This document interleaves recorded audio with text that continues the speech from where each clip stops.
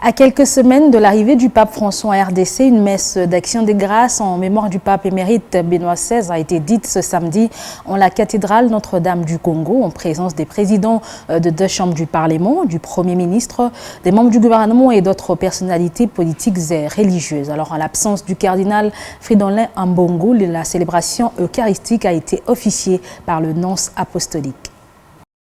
Inhumé le jeudi 5 janvier, le corps du pape émérite Benoît XVI repose désormais dans les grottes vaticanes de la basilique Saint-Pierre. À Kinshasa, une messe d'action des grâces a été dite en la cathédrale Notre-Dame du Congo pour recommander l'esprit de sa sainteté rappelé auprès du Seigneur. À l'absence du cardinal Fridolin Ambongo, qui s'était rendu à Rome pour participer aux obsèques de Benoît XVI, cette célébration eucharistique a été officiée par le nonce apostolique Monseigneur Ettore Belestrero. L'officiant du jour a, dans son homélie, brossé laconiquement la biographie du défunt qu'il a centrée autour de l'amour inconditionnel que le pape émérite Benoît XVI a voué au Seigneur Jésus-Christ et qu'il a aimé durant toute sa vie. Jésus le crucifié ressuscité, le vivant et le Seigneur, est le but auquel le pape Benoît nous a conduits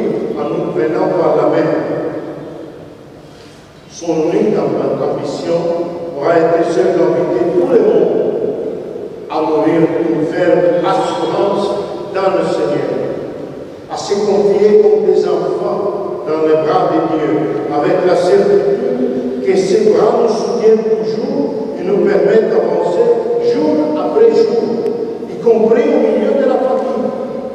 Le pape Benoît voulait que chacun se sente aimé par ce Dieu qui a donné son Fils pour nous et qui nous a montré son amour sans limite.